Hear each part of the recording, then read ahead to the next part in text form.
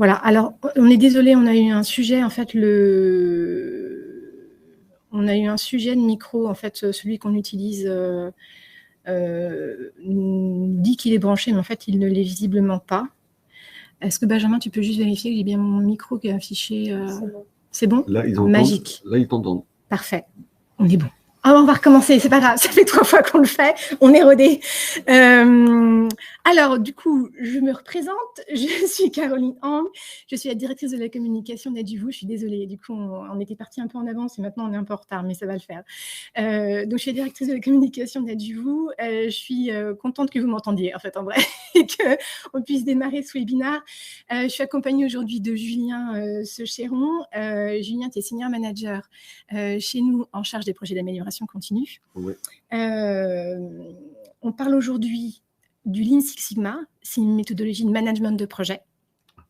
Et je voulais démarrer, avant qu'on puisse démarrer vite ce webinaire, dire que tu es certifié Green Belt et Black Belt, qui sont des certifications qui sont propres finalement à la méthodologie Lean Six Sigma, oui. Et que tu interviens auprès de nos clients sur ces sujets depuis plus de 20 ans. Oui. Voilà. Donc, on avait commencé à parler finalement un peu de la méthodologie Lean Six Sigma dans son historique, puisque historiquement, on avait le Lean d'un côté et le Six Sigma de l'autre. Exactement. Avant de parler de Lean Six Sigma, donc historiquement, c'était deux méthodologies qui étaient complètement opposées. Nous avions le Lean, donc qui est apparu au Japon dans les années 50. Ça a été créé par M. Toyoda, qui a fondé la fameuse marque Toyota. Et des années 50, ça a été théorisé après dans les années 80 et c'est arrivé aux US dans les années 90. Et donc, il y a deux pendants à cette méthodologie qui est le zéro perte, ou en japonais, ça s'appelle le zéro muda. C'est le fait de trouver et d'aller chercher l'ensemble des tâches à non-valeur ajoutée afin de pouvoir gommer cet ensemble de ces tâches à non-valeur ajoutée. Et donc le deuxième pendant est le zéro inflexibilité, c'est-à-dire qu'on va aller chercher dans l'ensemble des processus de pouvoir gommer cette rigidité et d'apporter le plus de flexibilité possible. Donc, nous sommes dans le Lean. Et en face, nous avons le Six Sigma qui, lui, est apparu aux États-Unis dans les années 80 et c'était chez Motorola. Et après, ça a été vraiment théorisé et développé par le conglomérat GE, General Electric, avec leur gourou Jack Welch dans les années 90. D'accord. Donc là, voilà, nous avons le Lean d'un côté, le Six Sigma. Il faut bien comprendre ces deux méthodologies complètement opposées, comme si vous aviez des démocrates d'un côté et des républicains de l'autre. Oui, voilà, c'est complètement opposé. C'est ça qu'il faut comprendre à ce stade. À ce stade. Sur le Lean et le Six Sigma ont finalement chacun, donc ce sont deux méthodologies qui sont totalement indépendantes et qui ont chacune leur point clé. Oui. Sur le Lean, quand on préparait ce webinaire, tu me parlais finalement du management de terrain, qui est un des points clés du Lean. Exactement. Le Lean, c'est que est basé en fait sur le terrain, et donc nous avons les opérateurs qui vont faire des opérations sur un processus donné, et nous avons les managements, et donc le manager est proche de ses équipes, c'est sur le terrain, il va vérifier les opérations, et aussi ils vont essayer de détecter des problèmes sur le terrain pour pouvoir résoudre au mieux ces problématiques. D'accord. Après, malheureusement, on a perdu ce management de terrain du fait de la Covid. Et c'est vrai que cette partie du Lean a malheureusement un peu disparu, mais revient. Et on voit quand même que dans de nombreuses entreprises, cela a eu un impact relativement négatif. D'accord. Et le deuxième pilier du Lean est l'optimisation des flux. C'est-à-dire que quand on a un flux donné avec une problématique donnée au sein d'une entreprise, nous allons chercher à trouver quels sont les goulots d'étranglement, que ce soit en amont ou en aval d'un processus, pour pouvoir gommer et fluidifier ce processus pour l'optimiser. Et une fois que ce processus est optimisé, pour répondre aux attentes des clients, nous allons aussi diminuer le délai, et ceci afin d'avoir l'optimisation et une satisfaction client par rapport à une problématique donnée. D'accord. Donc ça, ce sont les deux piliers du Lean. À l'heure actuelle, le Lean et le Six Sigma ne se parlent toujours pas. Oui, c'est-à-dire que là, pour le moment, en fait, effectivement, on est à un moment dans l'idée de cette slide-là, c'est effectivement de pouvoir démontrer qu'il y avait effectivement deux méthodologies indépendantes avec leurs piliers clés, mais qu'à ce moment, en fait, de l'histoire, entre guillemets, c'est encore séparé. Mais finalement, les experts, entre guillemets, du Lean et du Six Sigma, dans les années 2000, ce qui est relativement tôt, en fait, se disent que il y a, comment dire, ce sont des deux méthodologies qui vont maintenant qui sont complémentaires. Voilà, c'est ça, qu'il y a des choses à gagner de l'une et de l'autre et qu'elles doivent fusionner. Exactement. Et c'est pour ça qu'en 2000, en fonction des experts pro Lean, des pro Six Sigma, se mêlent dans les entreprises et donc on arrive au Lean Six Sigma. Et comme tu disais très justement, Caro, c'est juste au niveau des années 2000, donc c'est très récent. Et donc là, on arrive maintenant avec cette culture, avec 4 piliers clés de cette culture. Et donc, on a tout ce qu'on va prendre du Lean, c'est du bottom-up, donc de bas en haut, avec l'implication de la totalité, et c'est une philosophie globale, la totalité du personnel et des collaborateurs entreprises, je veux dire du stagiaire jusqu'au top directeur. Et donc, on va chercher où sont les problèmes sur le terrain, on va chercher à résoudre ces problèmes au niveau opérationnel ou avec des managers de proximité. Et donc, ça, c'est cette philosophie de la décentralisation pour la résolution des problèmes. Et le deuxième pilier de la culture qui vient du Lean, c'est la standardisation, puisqu'on voyait tout à l'heure qu'on avait optimisé les flux. Et une fois que ces flux sont optimisés pour répondre aux satisfactions clients, on va standardiser au travers de modes opératoires, de fiches réflexes, de stand-up meetings sur le terrain et autres, et ceci afin d'apporter une répétabilité de nos façons de faire et une flexibilité. D'accord. Ça, ce sont les deux pieds qui viennent du Lean. D'accord. Et après, on a le Six Sigma. Donc là, on s'entremêle. Et le Six Sigma, c'est du top-down. En fait, c'est tout ce qui va de haut en bas. Et un des piliers clés est la voix du client. Donc, lorsqu'on a une problématique donnée, on va comprendre au travers de la voix du client, au travers d'interviews, quelles sont là ou les problématiques données avec des exigences clés du client. Et donc ça, c'est un facteur extrêmement important.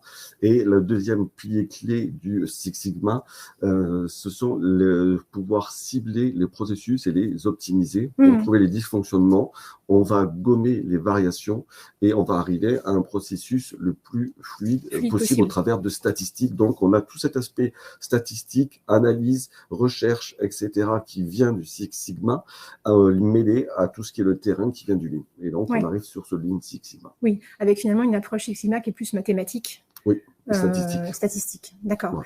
Effectivement, l'objectif de ce mix finalement des méthodologies, c'est de rechercher finalement cette excellence opérationnelle pour créer, ce qu'on a effectivement mentionné dans la slide, à la recherche de la création de valeur réelle. C'est ce que tu expliquais tout à l'heure sur finalement la recherche des causes racines des problèmes, effectivement pouvoir y apporter des solutions qui sont optimales. Alors, effectivement, on a fait cette petite mise en bouche quelque part sur le Lean Six Sigma, mais c'était important que qu'on puisse échanger sur l'historique et finalement ce qui faisait la force de ces deux méthodologies. Maintenant, quand on sait ça, comment est-ce que l'on fait pour mettre en œuvre un projet d'amélioration continue en entreprise ? En préparant ce webinaire, tu m'expliquais que finalement, il y avait 3 grandes phases qui sont dans la construction de ces projets d'amélioration continue. Donc, on va peut-être revoir ces 3 phases-là et puis axer sur la façon dont en fait, ça se déroule et puis les pièges finalement qui sont à éviter. La première phase, c'est une phase d'audit diagnostic. Oui, c'est une phase clé, en fait, lorsqu'on a une problématique qui vient d'un client. Donc, cette phase va nous permettre d'auditer, de diagnostiquer et de définir notre projet d'amélioration continue. Cette phase va nous permettre d'établir un mandat, ce qu'on appelle un mandat, ou un six-pack, car il y a 6 critères clés à définir dans cette phase, que sont les gains attendus, les objectifs dans la mission, les indicateurs de suivi, le périmètre, les jalons et les livrables attendus avec l'équipe. Voilà. Et donc ça, c'est fondamental lorsqu'on va définir notre problématique. Et ce qui est clé dans cette phase, c'est d'avoir en face, chez le client, ce qu'on appelle le sponsor. On y viendra un peu plus en détail tout à l'heure, mais c'est avec le sponsor que l'on va construire ce six-pack, ce mandat qui va nous permettre de dérouler l'ensemble de notre mission. D'accord. Ok. Ce que tu me disais en préparant le webinaire, c'est que cette phase de diagnostic, tu me parlais du bon sens paysan. Oui, parce qu'en fait, lorsqu'on va faire la mise en place de cette phase, va nous permettre de dérouler après un ensemble de méthodologies que l'on va voir par la suite. Mais parfois, en fait, en interrogeant le client et en diagnostiquant quelles sont là où les problématiques, on va pouvoir s'arrêter et se dire qu'au lieu d'aller faire quelque chose d'extrêmement compliqué et autres, peut-être qu'une simple management visuel qui va nous permettre d'avoir un rouge c'est OK, le rouge pardon c'est pas OK, le vert c'est OK sur un processus donné, va nous permettre aussi déjà d'avoir un gain et d'apporter notre première valeur ajoutée avec le client.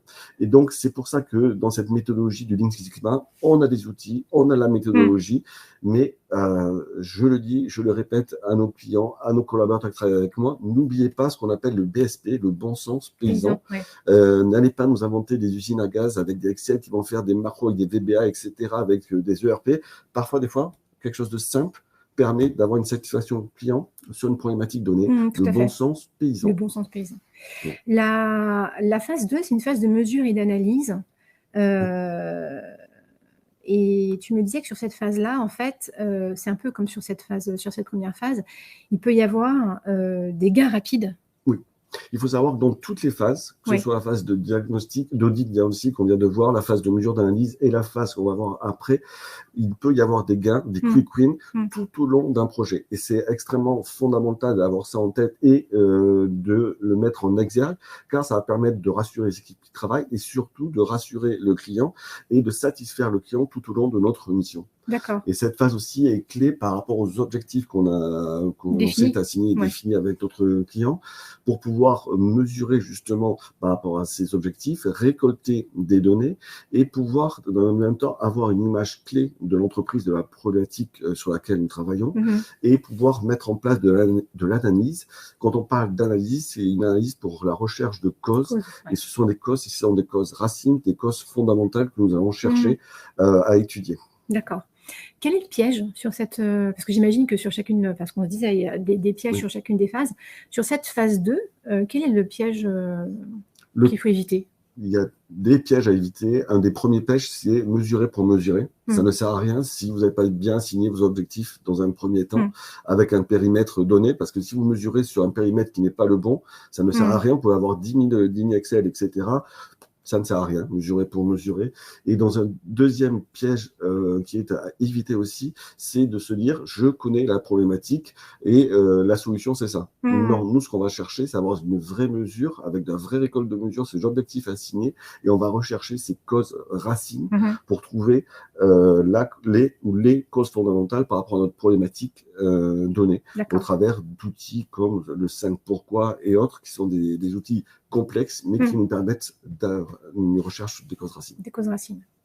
Et la troisième phase, finalement, c'est la fin du parcours, quelque part, sur le projet. C'est une phase d'amélioration et de contrôle. En quoi est-ce qu'elle consiste, cette phase? Cette phase, elle va consister à mettre en place des vrais plans d'action par rapport aux causes que l'on aura trouvées, donc hiérarchiser ces causes, hiérarchiser les problématiques, mettre en place des plans d'action solides, en impliquant non seulement l'ensemble des personnes et de l'équipe qui ont été constituées dans la phase de diagnostic, mais aussi d'impliquer l'ensemble du personnel pour pouvoir mettre en place ces plans d'amélioration continue et qui vont être des plans pour pouvoir avoir des gains tant en organisationnel, en ressources, en finances. Et une fois qu'on a mis en place ces plans d'amélioration, on va les mettre sous contrôle. Quand on parle de contrôle, c'est le contrôle en anglais. On va contrôler les processus et ce n'est pas seulement un check qui serait le contrôle en français. Et ça, c'est extrêmement important dans le déroulé et dans le contrôle de ce qu'on a mis en place comme un plan d'amélioration continue. Et les pièges sur cette phase 3? Alors, sur cette phase 3, c'est des pièges. Il faut savoir qu'on met en place des plans d'action à court, moyen et long terme. Et c'est de se dire qu'on va mettre à court terme un plan d'action, sauf qu'il va être mis en place dans un long terme parce que c'est une mauvaise évaluation. Et donc, on arrive encore une fois à de l'insatisfaction client. Donc ça, c'est fondamental. Et un des gros pièges à éviter aussi est de ne pas impliquer les opérationnels. Et c'est un piège que l'on retrouve souvent. Et donc, si c'est que l'équipe qui fait ça, ça ne sert à rien de mettre en place des plans d'action. Et donc, c'est avec le sponsor de pouvoir impliquer l'ensemble des personnes qui vont être impactées sur la mise en place de ces plans d'action. Et enfin, un dernier piège que l'on voit souvent, c'est qu'on ne met pas assez en place de contrôle avec des garde-fous. Et donc, ça ne permet pas de mettre sous contrôle les plans d'action qu'on a mis en place. Et donc, ça s'arrête, malheureusement. D'accord. Le sponsor, on va y revenir parce que c'est en effet Enfin, ça fait plusieurs fois qu'il m'entend parle et c'est un rôle clé dans le projet. Ce que tu me disais finalement, c'est que toi, tu as déjà vu dans tes missions des projets d'amélioration continue qui échouent parce que le sponsor n'a pas été correctement ou choisi, ou voilà, votre. enfin, il s'est passé quelque chose. Ben oui, oui. Non, mais il faut savoir que c'est un élément clé, puisqu'en fait, le sponsor, dans la première phase d'audit diagnostic, comme on dit tout à l'heure, Oui. on a notre mandat avec les 6 éléments clés, et c'est lui qui va valider ce mandat, et donc tout le déroulé, que l'on va faire la mission avec lui, en collaboration avec lui, et lui, il va valider l'ensemble des jalons avec les livrables attendus. D'accord. Il va être aussi force de proposition, puisqu'il va pouvoir lever des points de blocage, et donc pour permettre qu'une mission puisse arriver jusqu'à sa fin. Et c'est lui aussi qui va nous aider lorsqu'on est en projet d'amélioration continue pour pouvoir basculer au niveau des opérationnels l'ensemble des projets d'amélioration continue. Et donc, ça m'est déjà arrivé de voir soit un sponsor qui n'est pas du tout dans la culture Lean Six Sigma, donc ça ne va pas marcher puisqu'il ne va pas être moteur par rapport aux équipes et autres. Et un sponsor qui a été désigné alors que sa problématique n'est pas dans son champ, on voit, il ne va pas lever les problématiques et le sujet va perdre de sa véracité dans le temps, démotivation des équipes, des collaborateurs et autres, et on arrivera à quasiment rien. Donc peut-être des fois, il faut savoir s'arrêter. Oui, il faut savoir s'arrêter, oui. Et encore une fois, Caroline, ce qui est très important, c'est qu'on disait qu'il y a des gains qui sont attendus, quick win, tout au long de la phase. Mais il faut savoir qu'un projet aussi, des fois, doit s'arrêter à phase de mesure d'analyse, puisqu'en fait, la problématique donnée n'est pas celle-ci. Et donc, il vaut mieux s'arrêter à tout moment, savoir s'arrêter. D'accord. Donc, le sponsor, il est effectivement ce qu'on mentionnait sur la présentation, il est process owner. Oui. Et il faut qu'il ait, en fait, quelque part aussi une culture du Lean Six Sigma, quelque part. Oui, et il faut qu'on soit dans une entreprise qui ait cette culture du Lean Six Sigma. Il faut que lui-même puisse s'approprier et il puisse être moteur de cette méthodologie pour les collaborateurs et l'ensemble des collaborateurs qui vont être impliqués dans cette problématique. D'accord. Donc, il faut vraiment le choisir de façon très judicieuse. Alors peut-être qu'on pourrait revenir sur un certain nombre d'exemples parce qu'on a effectivement égrené les 3 phases qui constituent le déroulé d'un projet d'amélioration continue, mais pour vous donner un peu de contexte et vous expliquer un petit peu en quoi ça peut, enfin ce que ça peut donner un peu sur le terrain, on voulait vous partager des exemples sur les différentes phases. Voilà, donc sur la phase de diagnostic, tu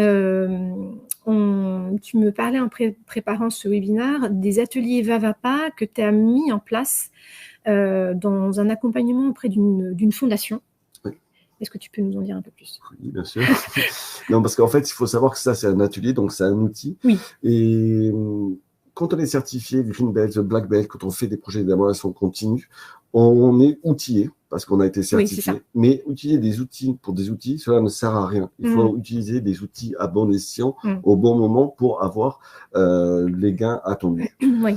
Là, dans la phase du diagnostic, on a été mandaté par une fondation pour la mise en place d'un remplacement et la mise en place d'un directeur financier pour pouvoir épauler la directrice générale à sa demande. Et lorsque j'ai rencontré la directrice générale, j'ai pu échanger avec elle. Donc, j'ai écouté ce qu'on disait tout à l'heure, la voix du client, donc sa problématique. Et au fur et à mesure de l'échange, j'ai en fait senti qu'elle avait une surcharge de travail et autres, et que la problématique donnée n'était peut-être pas la mise en place d'un directeur financier. Donc, je lui ai proposé de faire des ateliers VAVAPA. Donc, VAVAPA, ça porte son nom, c'est qu'est-ce qui va, qu'est-ce qui ne va pas, soit sur une organisation, soit sur un process donné. Donc, je lui ai proposé de mettre ça en place avec elle, avec sa direction, avec l'ensemble de ses collaborateurs. Ouais. Et donc, nous avons fait des différentes interviews, nous avons consolidé donc l'ensemble de ce qui allait et ce qui allait pas. Nous avons hiérarchisé ce qui allait pas. Et c'est là où nous nous sommes rendus compte qu'en fait, 50% de son temps était lié à des tâches à non-valeur ajoutée. La réception des factures, mise en place des factures appuyées dans Excel, etc., etc. Et ça ne nous permettait pas de se dégager du temps pour une fondation, donc aller faire des levées de fonds et autres. Donc, et aussi, on s'est rendu compte qu'elle n'avait aucune visibilité sur ses collaborateurs et donc, elle perdait énormément de temps là-dessus. Donc, ce qu'on a mis en place au travers de cet atelier VAVAPA qui nous a permis de recentrer nos problématiques sur ce qu'elle est et ce qui n'allait pas. Et donc, ça nous a permis de mettre en place des ateliers où on a listé l'ensemble des tâches à valeur ajoutée, à non-valeur ajoutée qu'elle exécutait. Et donc, on a créé en fait un poste d'assistant administratif, ce qui lui a permis de gagner du temps et de faire en fait ses vraies fonctions de directrice générale général, et pour avoir de la visibilité au niveau des déroulés opérationnels de ces collaborateurs, on a mis en place des tableaux de pilotage que l'on a après implémentés avec les collaborateurs et qui permettaient de voir si les tâches étaient bien effectuées et aussi dans un temps donné. Donc, si elles étaient bien effectuées, on avait du vert. Si elles étaient mal effectuées ou pas dans les temps, on avait du rouge. Et ça permettait d'avoir une visibilité pour elles de façon hebdomadaire et de voir les points de blocage et les points rouges pour pouvoir les lever. Voilà. Ok. Il nous reste 4 minutes. C'était pour te dire. Sur la phase de mesure et d'analyse, tu me parlais de l'outil 80-20 et d'un projet d'automatisation des factures. Oui, c'est comme en fait la mise en place encore, c'est un outil, un donné, c'est qu'on avait une problématique en fait d'automatiser en fait les factures, car il y avait beaucoup de problématiques du paiement à l'heure, et donc au travers de notre mesure, on a pu faire une analyse, c'est-à-dire qu'on a pris les 20% des fournisseurs qui avaient 80% des factures en retard, et donc on a analysé le pourquoi du retard de ces factures, et pas de bons de commande, etc. On a rétabli cela, et en fait, pour pouvoir améliorer la mise en place d'un paiement à l'heure. Et donc, c'est un outil qu'on appelle le Pareto, le 20-80. Voilà, c'est 20% de problématiques, c'est 80% de notre valeur. C'est encore une fois un exemple. Outil, voilà. D'accord. Et sur la phase d'amélioration et de contrôle, là, c'est un projet beaucoup plus complexe, beaucoup plus volumineux. Volumineux et complexe, oui. C'était la mise en place d'un helpdesk. Oui, parce qu'il y avait une grosse criticité du helpdesk et donc la voix du client qui était directeur d'un CSP il y a une problématique sur le centre de service, dans le centre de service, sur le helpdesk donné, et donc par rapport à de l'insatisfaction client et autres, et donc il nous a demandé d'avoir 3 critères. C'est la mise en place d'une satisfaction client de 80% de satisfaction, d'un taux de décroché au niveau du téléphone supérieur à 95% et un taux de réponse de toutes les demandes faites par mail inférieur à 24% pour un taux supérieur à 95%. Oui, donc plusieurs données d'entrée. Et plusieurs données de sortie. Et donc, ça, c'était un projet très, très, très complexe. Et donc, après, des phases de mesure, d'analyse qu'on a pu faire, on a mis en place de la réorganisation, c'est-à-dire qu'on a coupé, en fait, le niveau téléphonique que de 10h à midi, de 14h à 16h, pour avoir une optimisation de nos collaborateurs. On a formé l'ensemble des collaborateurs aux différents ERP. On a mis en place des modes opératoires, des fiches réflexes. On a mis en place aussi des indicateurs de performance pour avoir le suivi, pour avoir aussi la satisfaction client, c'est-à-dire qu'à chaque réponse, on demandait un petit questionnaire de satisfaction, insatisfaction, pour comprendre aussi et améliorer. Et on est arrivé au bout d'1 an avec des gains au fur et à mesure de la mission, aux critères attendus. Satisfaction client, on est passé de 20% d'insatisfaction à 80%, et les critères ont bien été mis en place. Voilà. Ok. Donc effectivement, ce que l'on se dit là sur les ateliers VAVA, mais tu l'as déjà dit, VAVA, outils 80-20, les KPI, les fiches réflexes, etc. Ce sont des outils et on adapte toujours l'outil à la problématique, à la complexité du problème, à la philosophie aussi, où intervient, est-ce qu'il y a vraiment une philosophie Lean Six Sigma, etc. Peut-être qu'il faut la remettre en place, mise en place d'ateliers collaboratifs et autres. On doit s'adapter par rapport à la complexité du problème et autres. Eh bien, merci beaucoup, Julien. Merci, Caroline. On a essayé d'un peu speeder à la fin, mais on est bon. Si vous avez des questions, avec beaucoup de plaisir, on a mis à votre disposition un téléchargement sur la plateforme, un petit document qu'on a écrit avec Julien qui récapitule les différentes phases qu'on a abordées aujourd'hui. Effectivement, les pièges à éviter, comment est-ce que tout ça s'articule en fait en entreprise. Peut-être une question que moi je vais te poser, c'est d'avoir très rapidement, savoir combien de temps on doit compter pour la mise en place d'un projet d'amélioration continue. Alors, je vais dire, ça dépend, en fonction de la complexité de la problématique donnée. Mais en gros, pour un projet relativement peu complexe, il faut à peu près avoir du 6 mois. Voilà. Et c'est en fonction aussi des critères d'entrée, des critères de sortie retenus, comme on a pu le voir tout à l'heure, avec 3 critères de sortie et 3 critères d'entrée. Et donc, un projet plus complexe, ça va être 12 mois. Donc, il faut compter à peu près entre 6 et 12 mois. Mais encore une fois, je le répète, il ne faut pas attendre 12 mois pour mettre en place des plans d'action. C'est avoir des gains rapides et des gains tout au long de la mission. Ceci pour satisfaire le client, ses collaborateurs tout au long de notre mission et aussi les personnes qui sont impliquées dans ce projet. Super. Merci Julien, c'est très clair. Merci Caroline. Alors les questions, c'est sur le chat. Si vous en avez, vous n'hésitez pas. Il est 9h45. on a réussi à tenir à peu près le délai qu'on s'était fixé malgré les couacs de départ et j'en suis vraiment navrée. Merci à ceux qui nous sont restés en ligne pour nous accompagner jusqu'à la fin de ce webinaire. Julien, s'il n'y a pas de questions, on va... Ils peuvent nous retrouver oui, sur alors LinkedIn, vous pouvez nous retrouver sur différents... LinkedIn, vous pouvez nous retrouver sur notre site internet adjuvou.com. Il y a effectivement ce document que l'on met en téléchargement sur la plateforme sur lequel il y a ton contact, ton adresse mail, ton téléphone. Donc, si vous aviez des questions sur la méthodologie et si vous souhaitez en avoir plus, n'hésitez pas. Nous, on a prévu aussi une série d'articles sur le sujet avec des méthodologies, enfin des outils notamment, pour pouvoir vous accompagner sur ces sujets-là. Donc voilà, n'hésitez pas à nous contacter et ce sera toujours avec beaucoup de plaisir. Ben, je pense qu'on va clôturer ce webinaire. Merci beaucoup. Alors, si, une question. Utilisez-vous aussi les outils de l'EFQM? EFQM. Alors, bonne question. C'était une bonne question. Ce sont des outils... Est-ce que ce sont des outils Lean? Ça te parle ou pas? Non, EFQM, non, je ne connais pas. Alors, non, visiblement pas. Si par chat, vous pouvez dire EFQM, les acronymes? Si vous avez l'occasion de le préciser. Sinon,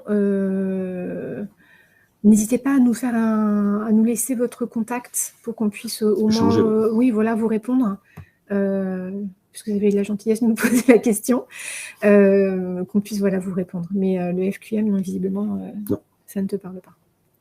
Ah, European Foundation for Quality Management. Non, moi, je n'utilise pas ce type d'outil. Non.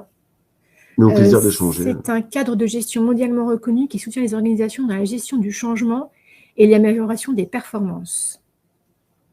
D'accord. D'accord. OK. Est-ce que... ce sont les outils de l'EFQM. Oui. D'accord. Moi, j'ai compris la question, mais du coup... Non, mais après, pour échanger, volontiers. Oui. Merci beaucoup pour la question. Eh bien, écoutez, on clôture ce webinaire avec 3 minutes en plus.